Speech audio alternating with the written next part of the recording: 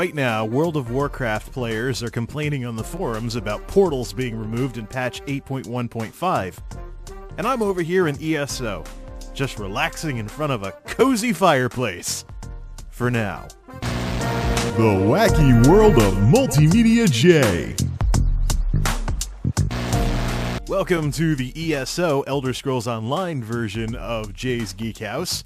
It kind of sort of fits the theme of small little house with stuff here and there.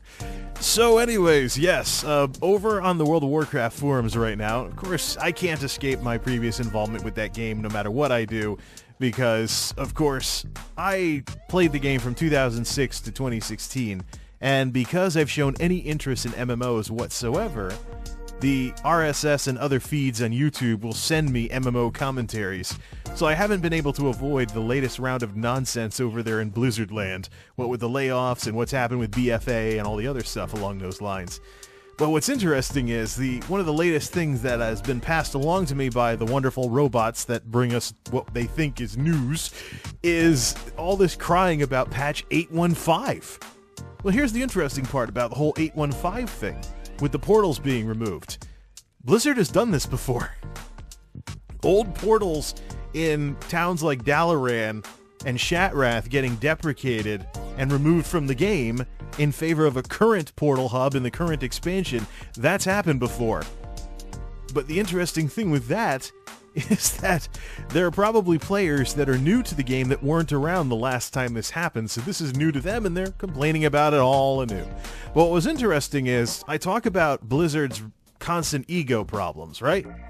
Well, Bornakk's response is the latest example of the kind of hubris that I've come to expect from Blizzard. I mean, if you look at what he was like, hey, we're taking out portals and whatnot. Yeah, it's a little less convenient. You don't get to fast travel as much in the world. But doesn't that make the game world feel larger and the world feel more alive? Or something to that effect. It's that classic thing where, oh, if we take out the convenience of the game, it's going to feel more immersive. Yeah, I've heard that one before.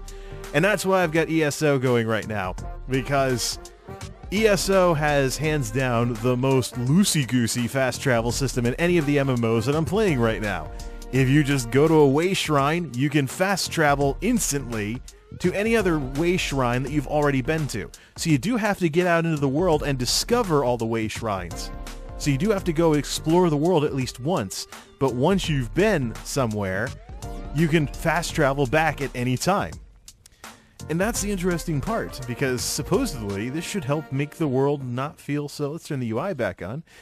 That should help if this whole idea of, well, if we take out the convenience, the world won't be as immersive and the world will feel smaller. Well, if that's the case, then let's go take a walk around and see how alive this world seems here in Elder Scrolls Online. Ah, such a beautiful day here in Daggerfall. Let's go see what's going on around here. Mount, please. So here's the thing. Oh, look, there's people in the fountain. Don't forget, I should probably mention I'm playing this in the very, very off hours of 2 in the morning Eastern Time. So this is very much off hours, less people playing and whatnot. I don't know, maybe there's some folks overseas playing? I don't know. Let's see here. Oh, look, there's some players here in town. Now, the thing with the way Blizzard works is they rolled out portals for Stormwind and Orgrimmar. I think I've seen them do this before, but not to the extent that they're doing it now. But one of the issues with portals being located in the capital cities, actually yes, they did this in Cataclysm, and they just had the Circle of Stones and whatnot. I don't know, I don't feel like listening to this galloping horse. Let's get a lion or something quieter.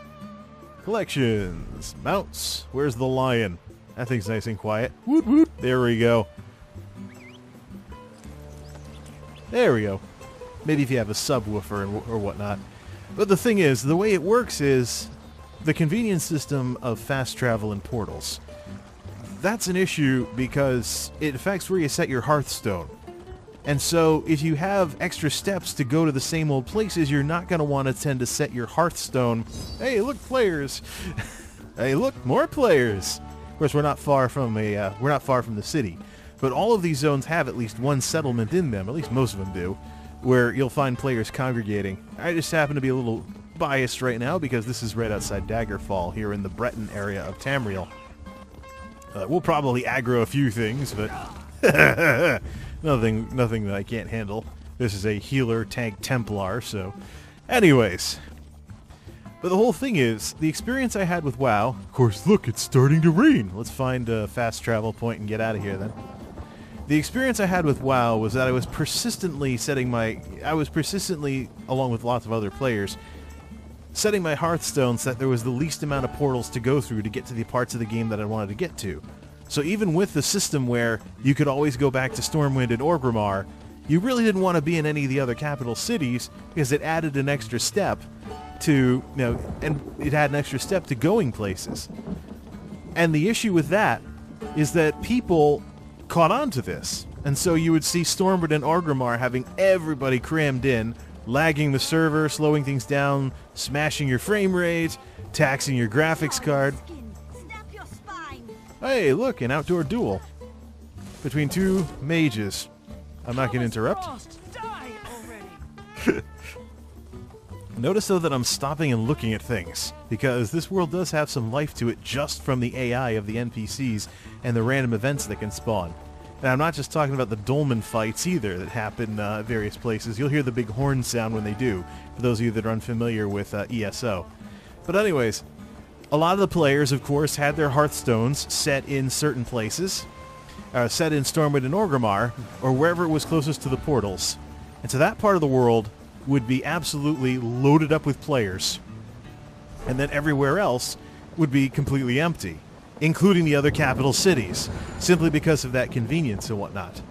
Now, let me show you a little something here by going to Vvardenfell that you're not going to see in World of Warcraft, because the world feels smaller because of the convenient travel. You just go to a way shrine. You can go to any other way shrine that you've ever been to anywhere in the game. It's an absolute loosey-goosey fast travel system, and there's no fees if you drive up to the way shrine.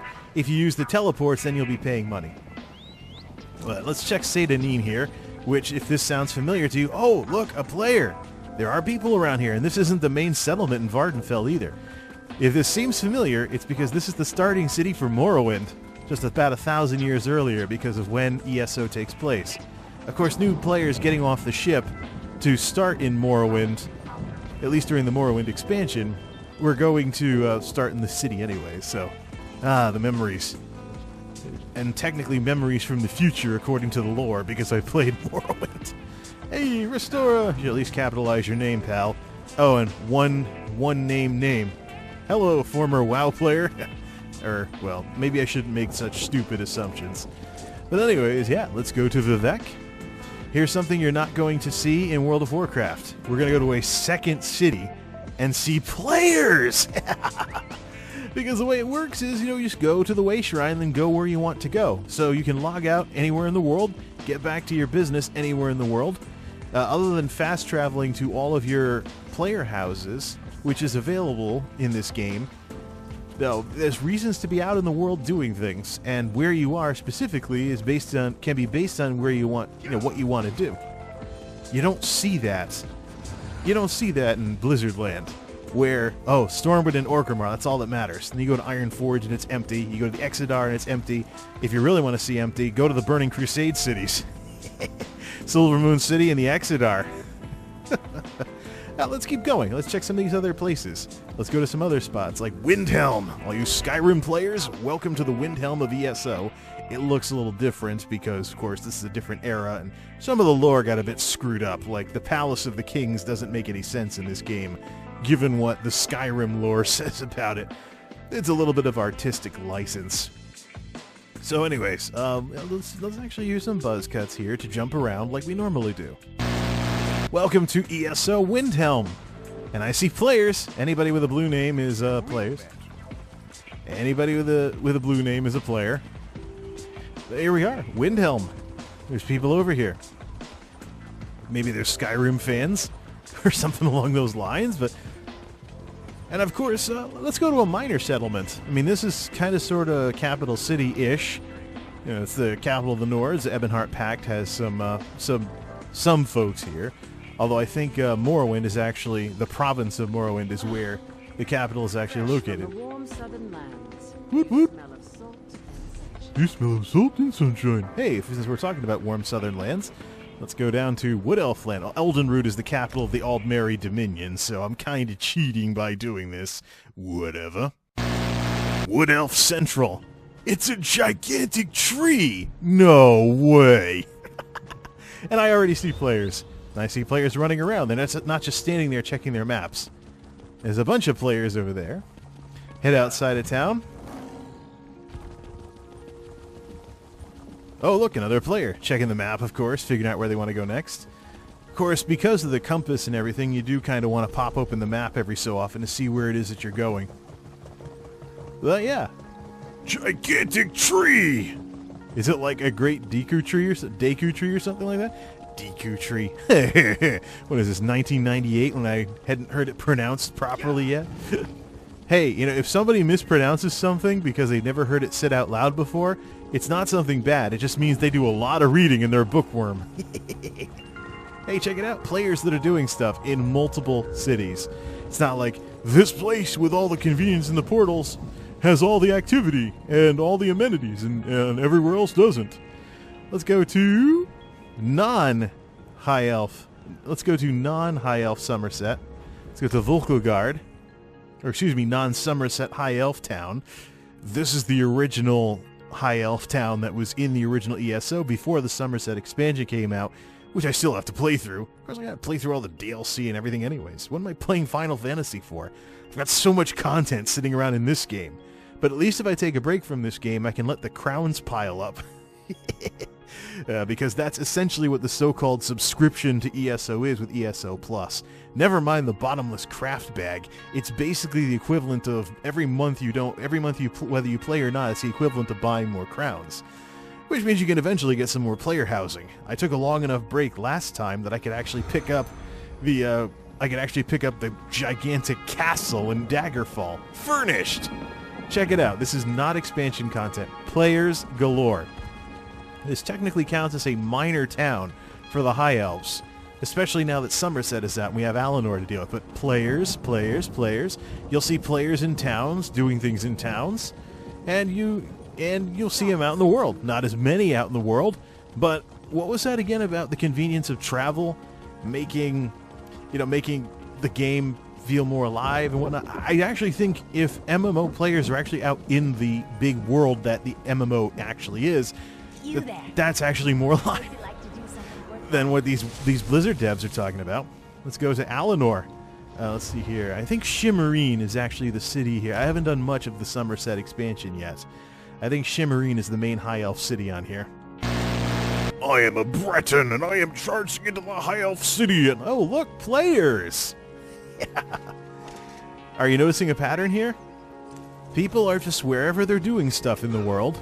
People are just out and about to wherever they're doing stuff in the world. There is no giant magnet of, oh, hearth to Stormwind and take the portal. because, oh, the world feels smaller because of all the easy travel. Yeah, well, there's more players spread out in more places, which is more than I can say for Azeroth, for World of Warcraft at any given time. I mean, how long have they had this problem? And this is actually a way in which Blizzard has dug its own grave, because they had this whole culture of getting to the good stuff. You always wanted to level up and get to the good stuff. You wanted to start raiding, you wanted to start playing with your friends, you wanted to do this, you wanted to do that. But the point was get to the good stuff. That's all that mattered. And so, when new expansion packs came out, they pretty much invalidated most of the previous content in some way, shape, or form.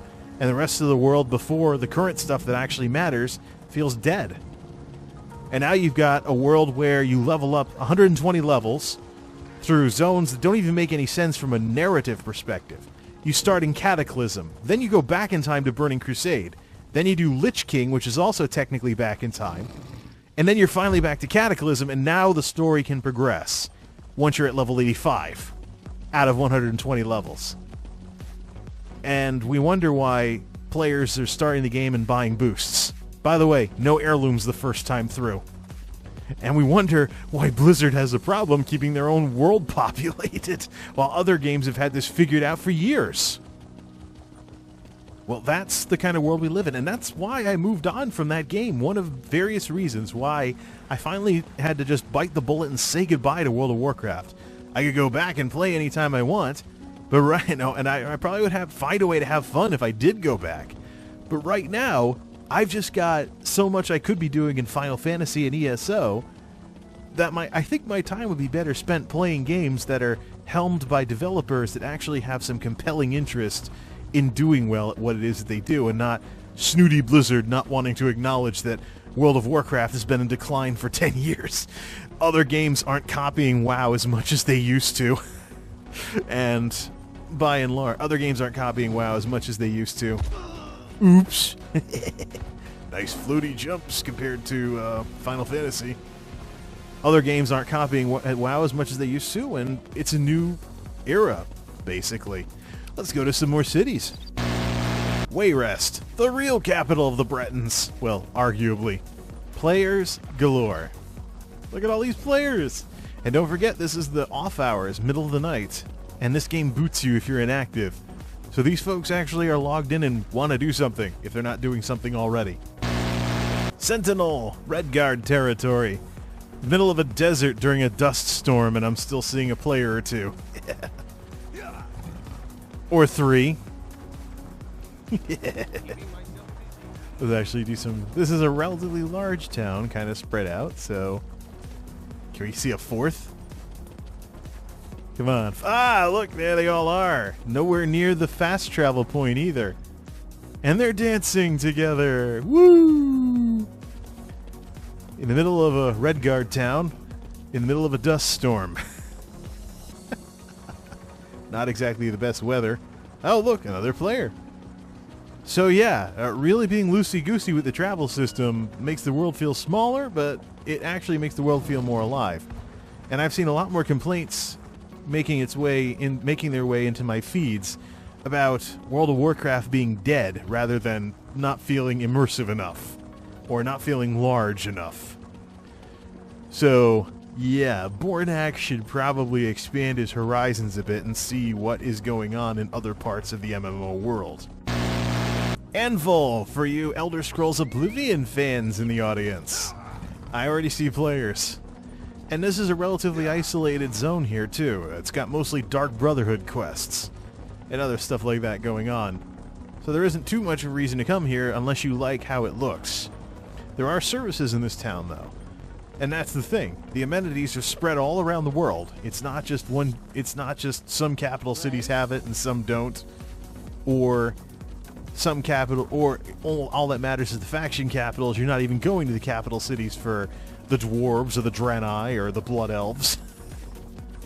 But yeah, I still see players. It's not the biggest town in the game, but you'll still see actual people out and about doing stuff as you wander around this world. Stormhold, Argonian city nowadays. The Argonians are back in charge. I see players. And this isn't the DLC area either. They say the hist weeps with happiness when an Argonian hatches. How can the tree weep? And local chatter. Alright, just to be fair, let's go to the Dark Elf. Well, we did technically go to Vardenfell, but let's go to Dark Elf land proper. Mournhold, City of Light, City of Magic, and there are players in it. What a concept. But this is the pretty Dark Elf city. How about a Dark Elf city that's a little more barren looking? Ebonheart. Old Ebonheart, on the mainland, not the one from Morrowind. The original Ebonheart, actually. I see players here, and we've got Red Mountain visible off in the distance. This is still the Morrowind mainland, though, but even out here in Dark Elf land, there's folks hanging out, chilling, and I'm sure we'll see them going out. I'm sure we'll see them out and about if we head outside. Hey, there's one right now. So we've been to all these areas. We've been to all these areas, and we've seen all these places where there's people running around doing stuff, as opposed to only 6 or 7 zones matter in the entire world. And this is why I think that Bornakk is missing the point. Because it's not about portals or lack of portals or convenience or lack of convenience. It's about the game's called World of Warcraft. Do people have a reason to be out in the world that the game kind of is named for? You know? It's a world, and only a handful of zones actually matter, because people are buying boosts and skipping a lot of the other content. Or they have no reason to go back to the zones once they're past them. And even when world scaling was rolled out, it wasn't rolled out with the kind of vigor that you see in a game like this or a game like Guild Wars 2. So, needless to say, Blizzard trying to be clever and not reinvent the wheel has wound up with a crappier version of what these other games have figured out years ago. Yeah, whatever, Dark Elf. Alright, that's enough riding around the world. Let's go back to the castle, the real castle that I have, for some final thoughts. A man's home is his... Never mind. But yeah, and it's furnished too. Let's run inside. Thanks to me keeping the sub going and getting the crowns every month for a couple of months while I was away from the game, I was able to get this without hardly, just by, as a reward for coming back to the game, essentially. There's my NPCs and, King of the Castle. Woot woot. Dun dun dun dun dun dun. His Majesty will see you now. Okay, it's a beautiful day, so I'm going to make everyone's moms happy and go play outside. Even if it's a virtual outside. So why did I do this? I did this because Blizzard has a long history, a very long history, of wagging their finger because Blizzie knows best. When they were the dominant, when World of Warcraft ruled the world without any real competition, woo! When World of Warcraft ruled the world without any real competition, they could rest on their laurels in that respect. That, you know, what are folks who are interested in other games going to be talking about, going to know, because other games were copying WoW, because that was the way to be successful, was to try and copy WoW, but you'd always get, you know, the clone would never be better than the original. That's no longer a viable strategy, though, and other games are actually doing things relatively, you know, that are rather different. You have Star Wars with all the cinematics galore. You have Guild Wars 2 being a fight the power anti-MMO, trying to take the elements of what's considered normal in MMOs nowadays and find a way to improve them or rebel against them. And then you have ESO that's kind of taking a little bit of stuff from Guild Wars and a little bit of stuff from other games to bring Tamriel to life. Even if the optimization of the game isn't as good as Skyrim Special Edition, and the graphics aren't as good as Skyrim Special Edition. But that's something that could be fixed later on. But for those who want to play some kind of Tamriel Elder Scrolls game, the one Tamriel patch really fixed a lot of this. So, it really fixed a lot of the issues with the game being a WoW clone when it first came out and not doing very well. Not being able to travel to other parts of the world, things along those lines because of PvP allegiance and things like that. And so nowadays, of course, you can just wander around the world at your leisure, do things wherever, whenever. There's similar amenities in a lot of the towns and whatnot, and you can use the fast travel system to change venues pretty quickly. Get to where you're going and then ride around to where you really want to go. One of these years, maybe World of Warcraft will stop kicking against the bricks and acknowledge that a new era has begun for these online MMOs. This very much is, as I think Bellular, or one of the other commentators I've been listening to, put it, a lifestyle experience where you're living another life in this virtual world. And in the case of ESO, the subscription's optional. You're basically buying crowns every month, but the craft bag is pretty awesome. In any event, from my character's castle, this is MultimediaJay, signing off. Thanks for stopping by. I forgot to say till next time, I know. But, you know, talking and playing at the same time takes a little more concentration than you might think.